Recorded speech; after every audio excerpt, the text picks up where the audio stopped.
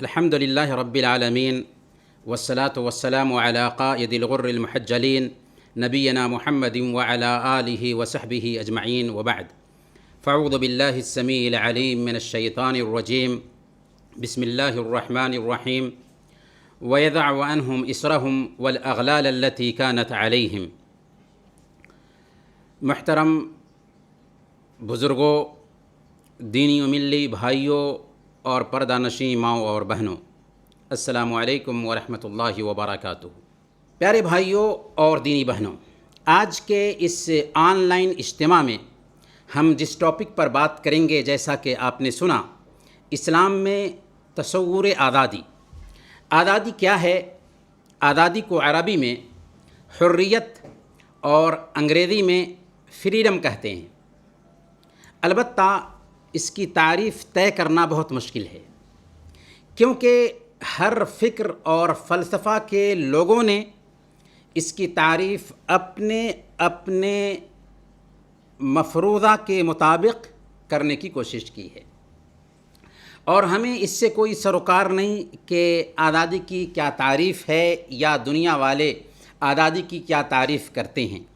ہمیں تو آج اسلام میں آزادی کا تصور پیش کرنا ہے، چونکہ آزادی انسانی فطرت میں داخل ہے، انسانی نیچر میں داخل ہے، اور ہر انسان کی خواہش ہوتی ہے کہ وہ آزاد رہے اور اس کی آزادی کو کوئی چیلنج کرنے والا نہ ہو۔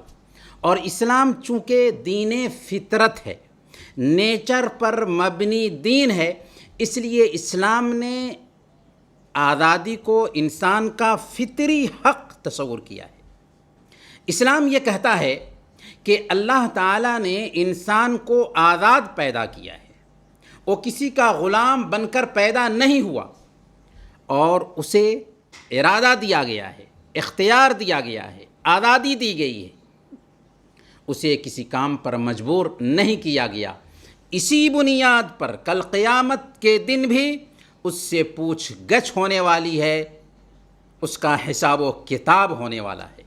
لیکن اسلام صرف جسمانی آزادی کی بات نہیں کرتا کہ انسان جب آزاد پیدا ہوا ہے تو اسے جسمانی طور پر کوئی غلام نہیں بنا سکتا، بلکہ اسلام جسمانی آزادی سے اوپر اٹھ کر روحانی آزادی کا بھی قائل ہے۔ اسلام کا یہ ماننا ہے کہ بندہ اللہ کے سوا ہر چیز کی غلامی سے آزاد ہو جائے، صرف ایک رب کا غلام بن جائے، ایک خالق، ایک مالک اور ایک مدبر کی غلامی میں آ جائے۔ اللہ تعالیٰ نے فرمایا سورہ الذاریات آیت نمبر 56، وَمَا خَلَقْتُ الْجِنَّ وَالْإِنسَ إِلَّا لِيَعْبُدُونَ۔ ہم نے جنوں اور انسانوں کو محض اس لیے پیدا کیا کہ وہ میری عبادت کریں۔ اور جو رب کا غلام بن جاتا ہے، غلامی کی ساری زنجیروں کو اپنی گردن سے اتار پھینکتا ہے، شرک کی غلامی سے آزاد ہو جاتا ہے، بدعت کی غلامی سے آزاد ہو جاتا ہے، آباء و اجداد کے تقلید کی غلامی سے آزاد ہو جاتا ہے، رسم و رواج کی غلامی سے آزاد ہو جاتا ہے، اوہام و خرافات کی غلامی سے آزاد ہو جاتا ہے، اور ہر طرح کی غلامی سے آزاد ہو جاتا ہے۔ اللہ کو یہ بات قطعاً منظور نہیں، اللہ کو یہ قطعاً پسند نہیں کہ اس کی مخلوق کسی اور کی غلامی میں رہ کر زندگی گزارے۔ وجہ کیا ہے؟ وجہ صرف یہ ہے کہ اللہ خالق ہے، تو وہ اپنی مخلوق سے صرف اپنے لیے غلامی کی مانگ کرتا ہے۔ وہ اپنے غلاموں کو اپنی غلامی میں دیکھنا چاہتا ہے، کیونکہ اس کائنات کو اسی نے پیدا کیا ہے، وہی ہمارا منعم حقیقی ہے۔ اس نے ہمیں بھی پیدا کیا، ہمارے آباء و اجداد کو پیدا کیا، اس نے زمین بنائی، اس نے آسمان بنایا، اس نے بارش برسائی، ہمارے لیے کھانے کے لیے ہر طرح کے سامان اگائے۔ جب سب کچھ وہی کیا تو غلامی بھی تو اسی کی ہونی چاہیے۔ جو کمپنی ہمیں سیلری دیتی ہے، کام اسی کمپنی کا ہونا چاہیے، جو کفیل ہمیں سیلری دیتا ہے کام اسی کفیل کا ہونا چاہیے۔ جب وہی خالق ہے، وہی مالک ہے، وہی مدبر ہے، تو انسان کو قدرتی طور پر اسی کی غلامی میں رہنا چاہیے، اور اس کے علاوہ ہر قسم کی غلامی کو نکار دینا چاہیے، رد کر دینا چاہیے۔ اس لیے جب اللہ تعالیٰ نے پہلے انسان حضرت آدم اور حوا علیہم السلام کو پیدا کیا اور انہیں جنت میں بسایا، تو ہر نعمت کے استعمال کی آزادی تھی کہ جنت میں رہو، ساری نعمتوں کو استعمال کرو، تمہیں آزادی ہے۔ لیکن اس کے ساتھ ساتھ ایک غلامی کی شرط بھی رکھ دی کہ غلام میرا ہی بننا، وَلَا تَقْرَبَا هَذِهِ الشَّجَرَةَ فَتَكُونَا مِنَ الظَّالِمِينَ، کہ جنت میں جو چیز بھی تمہیں پسند ہے اس سے لطف اندوز ہو سکتے ہو، مگر اس درخت کے قریب مت جانا۔ یہ تھی پہلے ہی دن سے رب کی غلامی کی تعلیم انسانوں کے ماں باپ کو، کہ دنیا کی ہر طرح کی غلامی کو چھوڑ کر رب کے غلام بن جاؤ۔ اللہ کی غلامی میں آ جانے کے بعد ایک انسان ہر طرح کی غلامی سے آزاد ہو جاتا ہے، ہر طرح کی غلامی کے طوق اپنی گردن سے اتار پھینکتا ہے۔ اس دھرتی پر کم و بیش 1,24,000 انبیاء کرام انسانوں کو اسی غلامی سے آزاد کرانے کے لیے بھیجے گئے۔ جی ہاں، انبیاء کرام کی بعثت اسی لیے ہوئی کہ انسانوں کو انسانوں کی غلامی سے نکال کر کے رب کی غلامی کی طرف لایا جائے۔ سب سے اخیر میں رحمت عالم صلی اللہ علیہ وسلم ساری انسانیت کے لیے رحمت بن کر عرب کی دھرتی پر بھیجے جاتے ہیں، تو آپ کا بھی مقصد یہی تھا، آپ کی بعثت کا مقصد بھی یہی قرار دیا گیا تھا کہ انسانوں کو انسانوں کی غلامی سے نکال کر رب کی غلامی کی طرف دعوت دیں۔ چنانچہ آپ صلی اللہ علیہ وسلم نے اپنی 23 سالہ زندگی اسی کام میں وقف کر دی۔ اللہ تعالیٰ نے اپنی کتاب میں آپ کا وظیفہ بیان فرمایا، وَيَدَعُ عَنْهُمْ إِصْرَهُمْ وَالْأَغْلَالَ الَّتِي كَانَتْ عَلَيْهِمْ، اور ان پر جو بوجھ تھے، جو طوق تھے، اس کو دور کرنا آپ کا کام ہے۔ آپ صلی اللہ علیہ وسلم کی رحلت کے بعد صحابہ کرام دنیا کے چپا چپا میں پھیل گئے اور لوگوں کو انسانوں کی غلامی سے نکال کر رب کی غلامی کی طرف دعوت دی۔ جلیل القدر صحابی رسول حضرت ربیع بن عامر رضی اللہ تعالی عنہ شاہ فارس رستم کو اللہ کا پیغام پہنچاتے ہوئے تاریخی خطاب فرماتے ہیں اور کہتے ہیں، اللہ ابتعثنا لنخرج من شاء من عبادت العباد الى عبادت اللہ ومن ضیق الدنیا الى ساعتها ومن جور الادیان الى عدل الاسلام۔ ہمیں اللہ تعالیٰ نے اس لیے بھیجا ہے تاکہ ہم انسانوں کو انسانوں کی پوجا سے نجات دلا کر اللہ کی عبادت کی طرف، دنیا کی تنگی سے کشادگی کی طرف، اور مذہب کے ظلم اور ستم سے اسلام کے انصاف کی طرف لے کر جائیں۔ جب مصر کے گورنر حضرت عمر بن عاص رضی اللہ تعالی عنہ کے بیٹے نے ایک مصری کو بغیر کسی وجہ کے پیٹ دیا، تو اس وقت کے خلیفہ حضرت عمر فاروق رضی اللہ تعالی عنہ کے پاس مصری شکایت لے کر کے آیا۔ خلیفہ نے گورنر اور ان کے بیٹے کو مدینہ بلایا، پھر مصری سے کہا کہ میرے سامنے تم گورنر کے بیٹے سے ویسے ہی بدلہ لو جیسے تجھے اس کے بیٹے نے مارا تھا۔ پھر ایک تاریخی جملہ کہا تھا، متى استعبدتم الناس وقد ولدتهم امہاتهم احرارا، تم نے کب لوگوں کو غلام بنا لیا جب کہ ان کی ماؤں نے ان کو آزاد پیدا کیا تھا۔ یہ حق کس نے دیا کہ تم لوگوں کو غلام سمجھو جب کہ ان کی ماؤں نے ان کو آزاد پیدا کیا ہے؟ حضرت علی رضی اللہ تعالی عنہ بیان فرماتے ہیں، لا تکن عبد غیرک وقد جعلک اللہ احرارا، اللہ نے تجھے آزاد پیدا کیا ہے، اس لیے کسی غیر کی غلامی قبول مت کرو۔ یہ اسلام کا امتیاز ہے کہ ہمیں ہر طرح کی غلامی سے نجات دیتا ہے۔ مولانا ابوالکلام آزاد تحریک آزادی کے مجاہد اپنی کتاب تحریک آزادی صفحہ 14 میں لکھتے ہیں کہ انسانوں کی غلامی سے نجات دلانا اسلام کا بنیادی مقصد ہے۔ اسلام کا بنیادی مقصد کیا ہے؟ انسانوں کی غلامی سے نجات دلایا جائے۔ اور مولانا قول فیصل صفحہ 50 میں لکھتے ہیں کہ اسلام نے ظاہر ہوتے ہی یہ اعلان کیا کہ حق طاقت نہیں بلکہ خود حق ہے، اور اللہ کے علاوہ کسی کے لیے مناسب نہیں کہ وہ اللہ کے غلاموں کو اپنا تابع اور غلام بنائے۔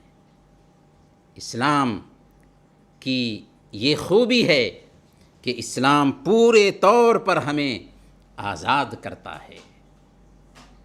دنیا والے جسمانی آزادی کی بات کرتے ہیں، لیکن آج صرف مسلمان وہ قوم ہے جو یہ کام کر رہی ہے کہ پورے طور پر ایک انسان کو آزاد کر دیا جائے اور صرف اسے رب کا غلام بنا دیا جائے۔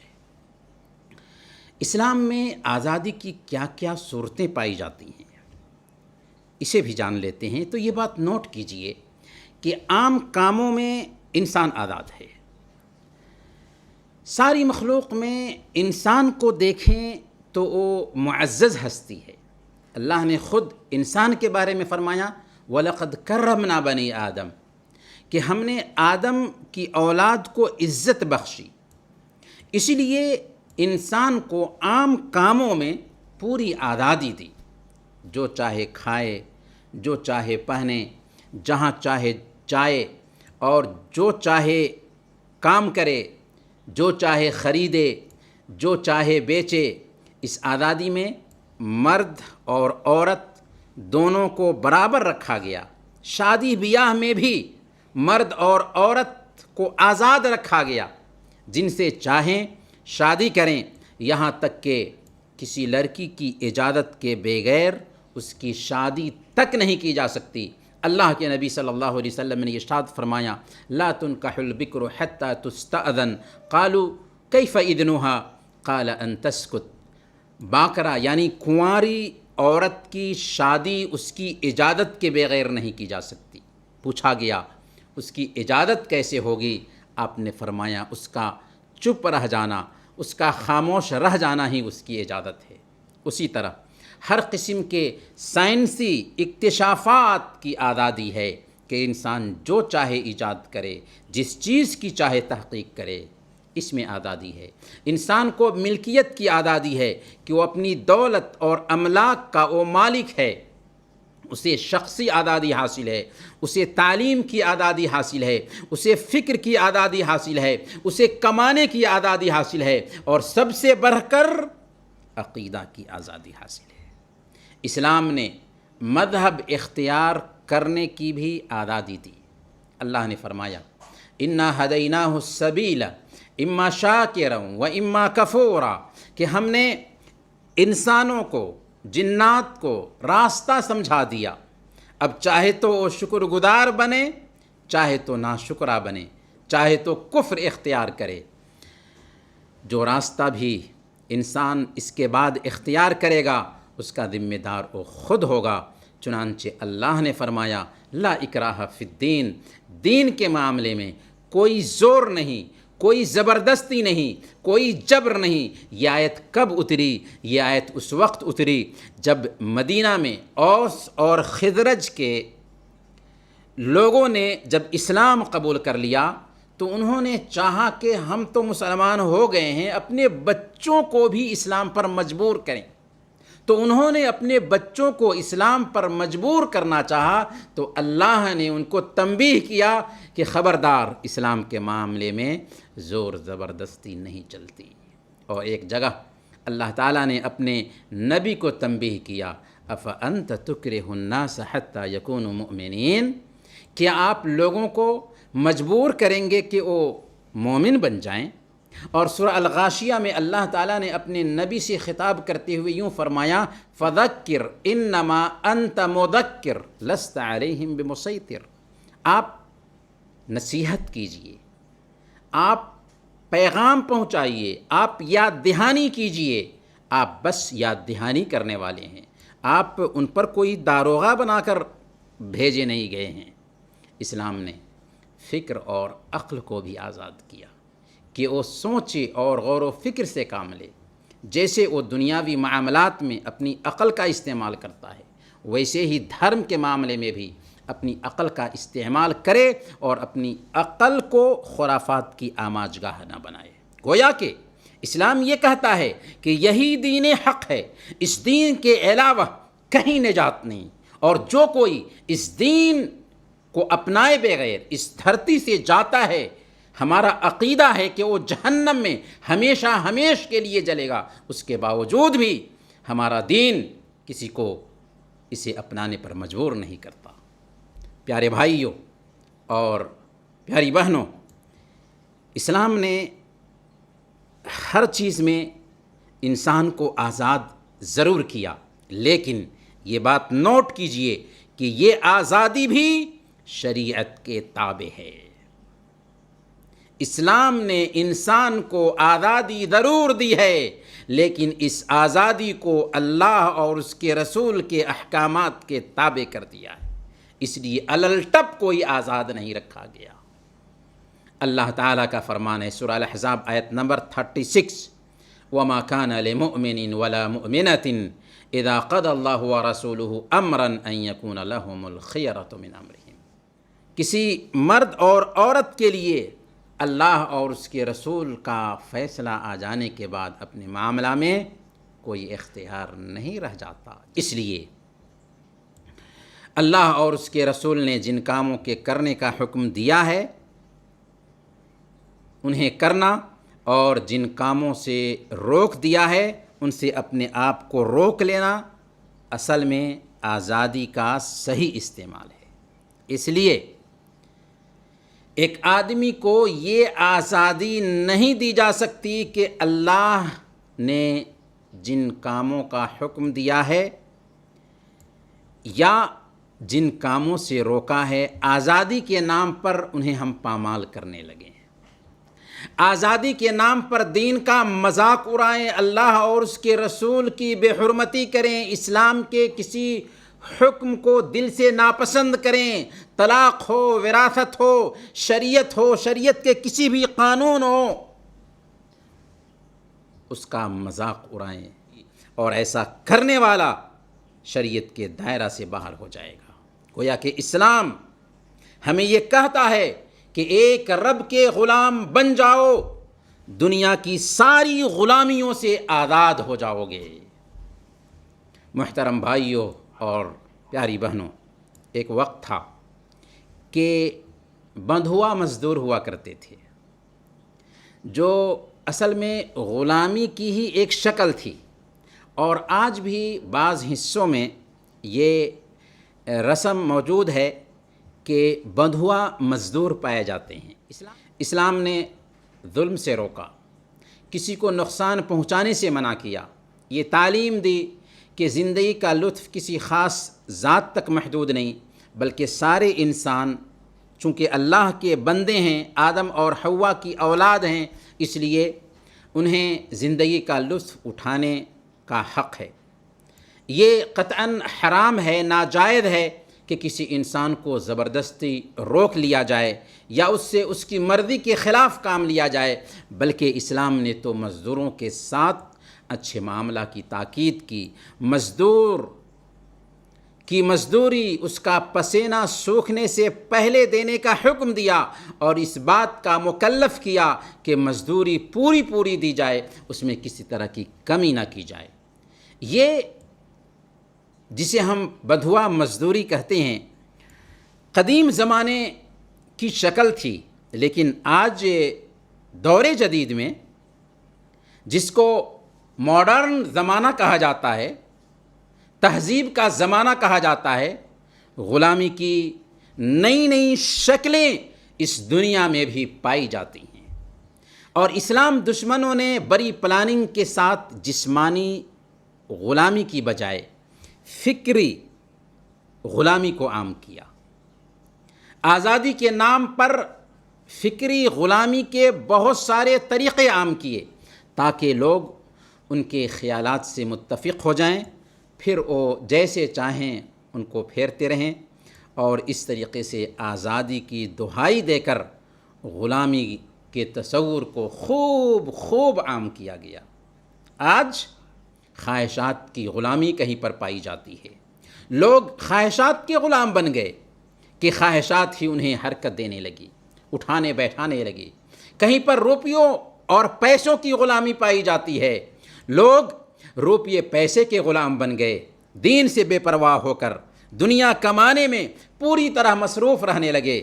اللہ کے نبی صلی اللہ علیہ وسلم نے ایسے ہی لوگوں کے بارے میں کہا تھا، تعیس عبد الدینار تعیس عبد الدرہم، دینار کے بندے برباد ہوں رسوا ہوں، درہم کے بندے برباد ہوں رسوا ہوں۔ ایک انسان اللہ کا بندہ ہوتا ہے، لیکن دنیا کی چاہت ایسی آئی کہ دنیا کے بندے بن گئے، دینار اور درہم کے بندے بن گئے۔ نشہ کی غلامی بھی اس دنیا میں پائی جاتی ہے، لوگ منشیات کے ایسے غلام بن جاتے ہیں کہ اپنی جوانی اور دولت تک کو گنوا بیٹھتے ہیں، نشہ کرنے کے لیے چوری اور ڈکیتی کرتے ہیں، انہیں اپنی زندگی، اپنی فیملی، اپنے بیوی بچوں کی کوئی پرواہ نہیں ہوتی، کچھ فکر نہیں ہوتی، انہیں دھن ہوتا ہے کہ وہ نشہ میں دھت رہیں۔ لیکن جب بندہ اللہ کی غلامی میں آ جاتا ہے تو غلامی کی ان ساری شکلوں سے نجات پا لیتا ہے، کیونکہ بندہ اللہ کی غلامی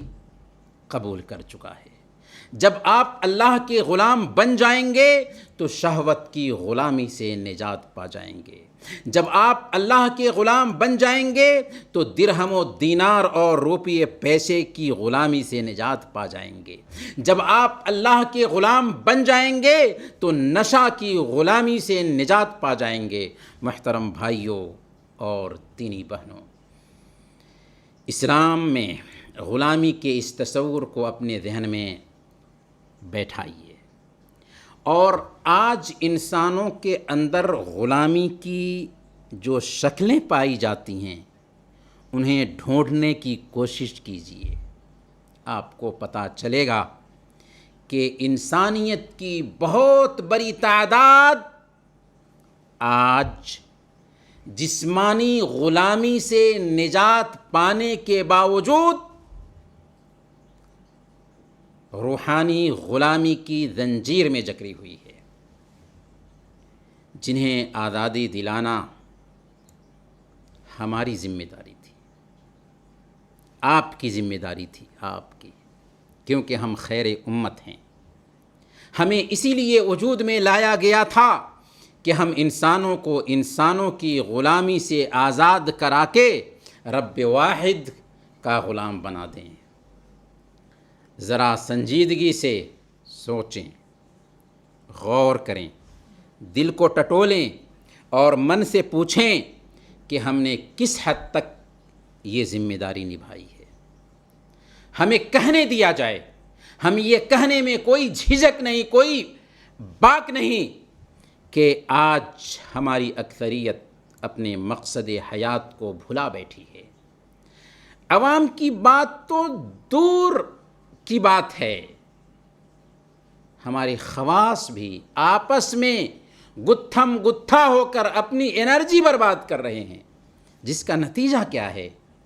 جس کا نتیجہ یہ ہے کہ ہماری ہوا اکھڑ چکی ہے، ہمارے وجود کو مٹانے کی پلاننگ ہو رہی ہے۔ آج ہم اپنے وجود کی جنگ لڑ رہے ہیں۔ اس لیے آج ضرورت ہے کہ ہم ہوش کے ناخن لیں اور دعوتی ذمہ داری نبھانے میں لگ جائیں۔ اسی میں ہمارے سارے مسائل کا حل موجود ہے۔ اب آئیے ہم آپ کی خدمت میں آزادی کے نام پر بنائے گئے جو چند مفروضات ہیں، انسانوں نے بنایا ہے آزادی کے نام پر، ان مفروضات کا تجزیہ کرتے ہیں تاکہ جو غلط فہمی ہمارے ذہن میں بیٹھ سکتی تھی اس غلط فہمی کو دور کیا جا سکے۔ پہلا مفروضہ، دوسروں کو نقصان پہنچائے بغیر جو چاہو کرو۔ تمہیں آزادی ہے، تم جو چاہو کرو، بس دوسروں کو نقصان مت پہنچاؤ۔ اور دنیا آزادی کی تعریف یہی کرتی ہے، چنانچہ ہیومن رائٹس کے اعلامیہ میں آزادی کی تعریف یہ کی گئی ہے، آزادی یہ ہے کہ فرد کو اس بات کا حق حاصل ہے کہ وہ جو چاہے کرے، بشرطے کہ اس کے عمل سے کسی دوسرے کو نقصان نہ پہنچے۔ فرد کو یہ آزادی حاصل ہے کہ وہ جو چاہے کرے، بشرطے کہ اس کے عمل سے دوسروں کو نقصان نہ پہنچے۔ کیا یہ مفروضہ اور آزادی کی تعریف صحیح ہے؟ بالکل نہیں۔ اسلام میں آزادی کے تصور کو جاننے اور سمجھنے کے بعد آپ کو پتہ چل گیا ہوگا کہ یہ تعریف بالکل غلط ہے، کیونکہ اس کا مطلب یہ ہوا کہ سگریٹ پینا حرام اس لیے ہے کہ اس سے دوسروں کو تکلیف پہنچتی ہے۔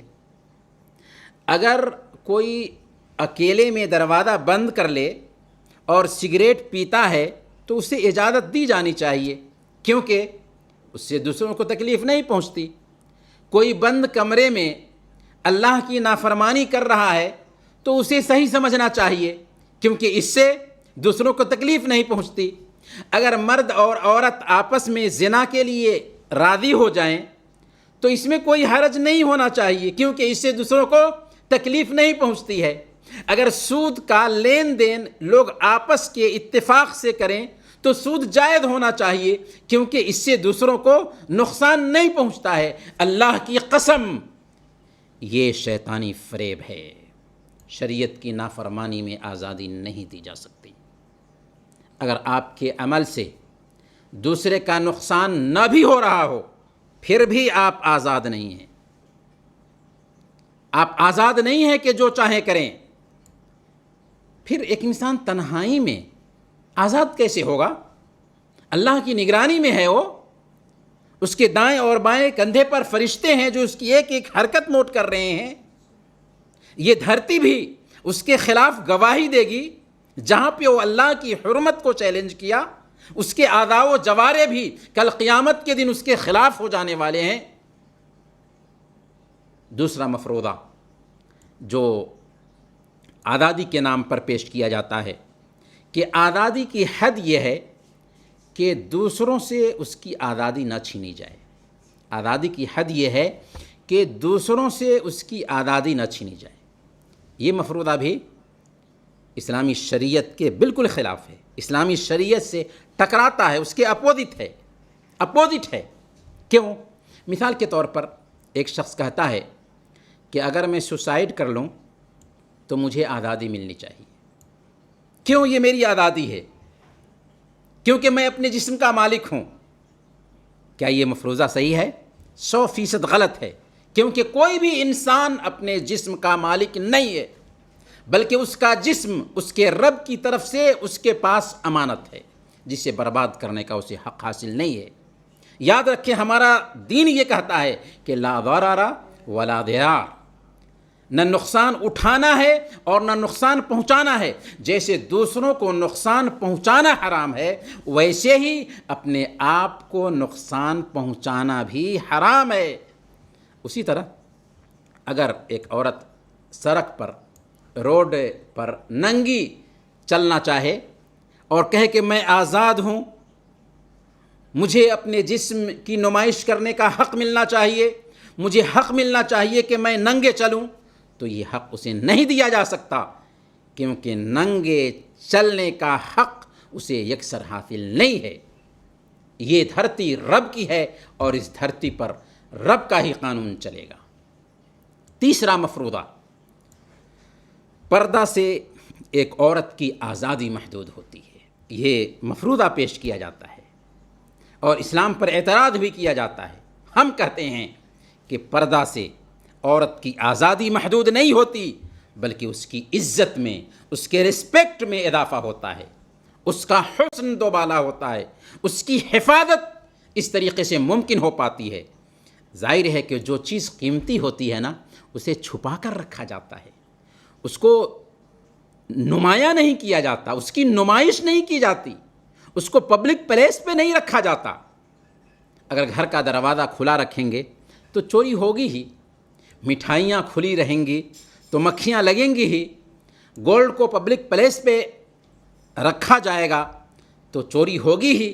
بالکل ویسے ہی ایک عورت قیمتی چیز ہے، اس لیے اسے چھپا کر رکھنے کی تاکید کرتا ہے اسلام، اس سے اس کی عزت محفوظ ہوتی ہے۔ آج بلاತ್ಕಾರ کی جو گھٹنائیں سماج میں ہوتی ہیں، اس کا حل صرف اسلام کے پاس ہے، اللہ کے قانون کے پاس ہے۔ چوتھا مفروضہ یہ کہتا ہے کہ جب اسلام آزادی کی بات کرتا ہے تو اس کے پاس غلامی کا تصور کیوں پایا جاتا ہے؟ ہم گزارش کریں گے اپنے بھائیوں اور اپنی بہنوں سے کہ یہ آخری پوائنٹ ہے، ذرا دھیان دیجئے گا۔ اسلام نے غلامی کے تصور کو سرے سے ختم کیا ہے، غلامی کے تصور کو جنم نہیں دیا ہے، چونکہ غلامی کا تصور محمد صلی اللہ علیہ وسلم کی بعثت سے پہلے زمانے قدیم سے چلا آ رہا تھا۔ قدیم زمانے سے ہی غلامی کی مختلف شکلیں چلی آ رہی تھیں، لوگ انسانوں کو بیچ دیا کرتے تھے۔ اسلام نے غلامی کی ان ساری شکلوں کو بند کیا، غلامی کا دروازہ سرے سے بند کر دیا، صرف ایک شکل باقی رکھی، صرف ایک شکل، اور وہ شکل ہے جنگی قیدیوں کو غلام بنانے کی اجازت۔ یہ شکل کیوں باقی رکھی؟ کیونکہ اس کا کوئی متبادل نہیں تھا، اس کا کوئی آپشن نہیں تھا، حل نہیں تھا، کیونکہ جنگی قیدیوں کے تعلق سے تین ہی حالت ہو سکتی ہے، یا تو انہیں آزاد کر دیا جائے، یا انہیں مار دیا جائے، یا اپنے پاس قید کر کے رکھا جائے۔ اگر انہیں آزاد کر دیا جاتا تو کیا ہوتا؟ دوبارہ وہ حملہ کرنے کی تیاری کرتے، اور اسلام اگر جہاد کی بات کرتا ہے تو ظلم کے خلاف جہاد کی بات کرتا ہے۔ ظلم پایا گیا، اس لیے ان پر حملہ ہوا اور ان کو غلام بنایا گیا، پھر دوبارہ اگر ان کو آزاد کر دیا جاتا تو پھر وہ ظلم کرتے، اور دوبارہ تیاری کرنے کے بعد حملہ کرتے۔ اور اگر دوسرا آپشن اختیار کیا جاتا کہ ان کو مار دیا جائے تو اسلام کی رحم دلی اور انسانیت کے خلاف یہ حکم ہوتا۔ اس لیے تیسری شکل بالکل آسان تھی کہ ان کو قیدی بنا کر مسلمانوں میں تقسیم کر دیا جائے تاکہ مسلمان ان کی تربیت کریں۔ پھر اسلام نے انہیں ہر طرح کے حقوق سے نوازا، ایسے حقوق دیے کہ آج کے ہیومن رائٹس بھی ایسے حقوق دینے سے قاصر ہیں، اور تاکید کی گئی کہ وہی کھلاؤ جو تم کھاتے ہو، وہی پہناؤ جو تم پہنتے ہو، اور ان کے ساتھ اچھا معاملہ کرو۔ غلاموں کے ساتھ اسلام کی ہمدردی یہاں تک پہنچی کہ بہت سارے کاموں میں کفارہ کے طور پر غلام آزاد کرنے کا حکم دیا گیا۔ محترم بھائیوں اور پیاری بہنوں، یہ رہی کچھ باتیں اسلام میں آزادی کے تصور کے حوالے سے۔ اور آج ہمارے پیارے وطن بھارت کی آزادی کا دن ہے۔ یہ آزادی ہمیں بڑی قربانیوں کے بعد ملی ہے۔ لاکھوں جانوں کا نذرانہ پیش کیا گیا، تب ہمیں یہ آزادی ملی۔ آج ہمیں اس آزادی کا تصور اپنے اندر پیدا کرنے کے ساتھ ساتھ ہماری ذمہ داری بنتی ہے کہ ہم بھی قربانی دینے کے لیے تیار ہوں، تاکہ آج وطن کے جو اقدار ہیں وہ محفوظ رہ سکیں، پنپ رہی نفرتوں کا خاتمہ ہو سکے اور انیکتا میں ایکتا کا واتاورن بنا رہے۔ اخیر میں ہم سموا اور شانتی سندیشم ویلفیئر سوسائٹی، خاص کر بھائی نجیب خان حفظہ اللہ جو اس پروگرام کے روح رواں ہیں، ہم ان کے بے حد شکر گزار ہیں کہ انہوں نے یہ بہترین پروگرام ترتیب دیا۔ پھر آپ تمام بھائیوں کے، آپ تمام بہنوں کے شکر گزار ہیں کہ آپ نے ہماری باتیں غور سے سنی، ان پر دھیان دیا۔ انہی چند کلمات کے ساتھ ہم آپ سے رخصت ہوتے ہیں، یہ دعا کرتے ہوئے کہ الہ العالمین تو ہم سب کے مسائل حل فرما دے، ہمارے آل و اولاد کی حفاظت فرما، جن بھائیوں یا بہنوں کے دل ٹوٹے ہوئے ہیں الہ العالمین ان کے دلوں کو جوڑ دے، جو بھائی یا بہن بے اولاد ہیں انہیں نیک اور صالح اولاد عطا فرما، جو بھائی یا بہن بیمار ہیں اگرچہ ان کی بیماری مایوس کن کیوں نہ ہو الہ العالمین انہیں شفائے عاجلہ کاملہ نصیب فرما، ہم سب کو زندہ رکھنا تو ایمان پر زندہ رکھنا اور وفات دینا تو ایمان پر وفات دینا۔ وصلی اللہم علی نبینا محمد وعلی آلہ وصحبہ اجمعین۔